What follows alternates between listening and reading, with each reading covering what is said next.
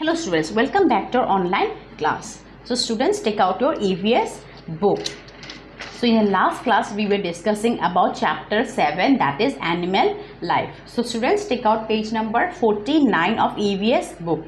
We have studied about different body covering, is not it, of animals and birds. Now we will be studying about the different eating habits. So students, take out page number 50. Different animals eat different kinds of food to stay alive. The mouth parts of animals are adapted to the kind of food they eat. Now, different kind of animals eat different food. It's not it like zebra eats grass, lion eats flesh. So these depends upon their food habits and what they eat. Now, animals that eat plants. Now, what these animals are called? That means the animals who eat plants are called what? Are called herbivores. Let us see. Animals such as cows, sheep, goats, zebras, and horses eat plants. So these are the animals which eat plants, and they are called herbivores because they are grass-eating animals, and grass-eating animals are called herbivores. They have sharp front teeth to cut or bite the plants and large flat back teeth to grind the food. So they have sharp teeth in front, okay, and the flat back teeth used to grind their food. Now animals that eat other animals, that means the flesh-eating animals, what they are called. Animals such as lions, wolves, frogs, lizards, snakes, eagles, and owls eat other animals. They are called carnivores. Why carnivores? Because these are flesh-eating animals like lions, wolves, frogs, then lizards. Okay, these are eating flesh. Like flesh means like frogs also eats what? Insects. Lizards also eats insects. So these are having some kind of blood also and some muscles also, is not it? So these are called carnivores. Lions, tigers, and other meat eaters have sharp pointed front teeth to tear the food. So they have the strong teeth to tear the food and strong back teeth to chew the flesh and bones. Eagles and owls have sharp, strong claws to catch small animals like rats and sharp hooked beaks to tear the flesh. Now, what is the beak? Their mouth. It used to help to tear the flesh of the animals, and these have strong claws to catch the rats or any prey. Okay. Frogs and lizards have a long, sticky tongue that they used to catch their prey. So their tongue is their hunting weapon. So when they used to hunt by tongue, because the saliva is very sticky. Some snakes have hundreds of backward facing teeth that help them to swallow their prey. They also have a detachable jaw that helps them to swallow prey that is larger than their mouth. Now the snakes also some snakes can eat the small deer also. How? Because they have backward teeth, so it helps them to swallow backwards. Okay. So coming to animals that eat both plants and animals, but there are certain animals which eat both animals also, both and plants also. Humans, orangutans and bears eat both plants and animals. They are called omnivores. Now what we are omnivores because we not only eat vegetables, we also live on flesh of animals. Like we eat duck, we use pigeon, we use chicken, we use goat. Is not it? We eat goat.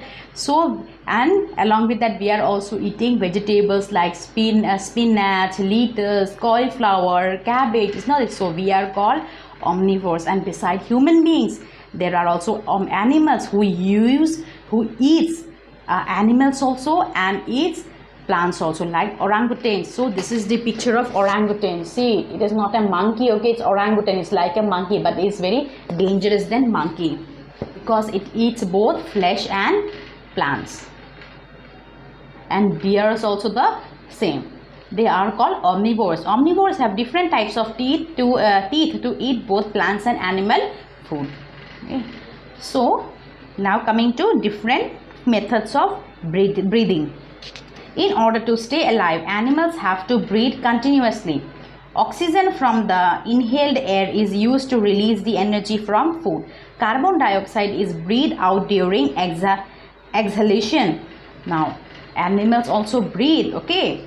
Now, as a human being, we used to inhale oxygen and exhale carbon dioxide. In the same way, the animals also used to inhale oxygen, which helps them to release their energy from food. Carbon dioxide is breathed out through the exhalation. Now, when during the exhalation, that means throwing off the air, they also exhale the carbon dioxide. Some animals breathe through lungs. Now, which are the animals that breathe through lungs? Mammals, birds, and reptiles breathe through their lungs. Mammals means warm-blooded creature, okay? Warm-blooded creature, and birds and reptiles breathe through their lungs.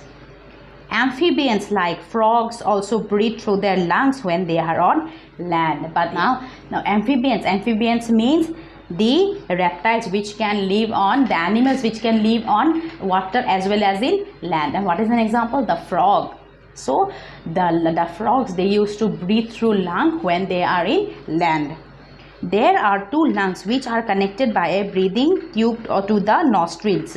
Air that is breathed in through the nostrils fill the lungs. The lungs become big when air enters. They exchange the oxygen in the inhaled air with the carbon dioxide produced in the body. The air with carbon dioxide is then breathed throughout the nostrils.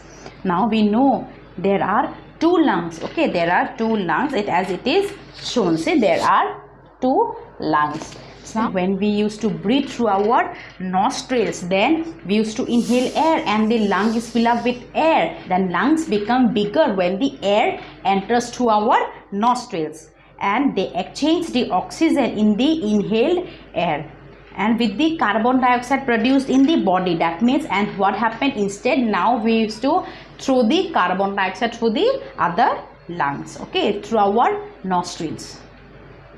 Some animals breathe through their moist skin. The earthworm breathes through its moist skin. So does the frog when it is in water. Now snakes and frog can live in water also.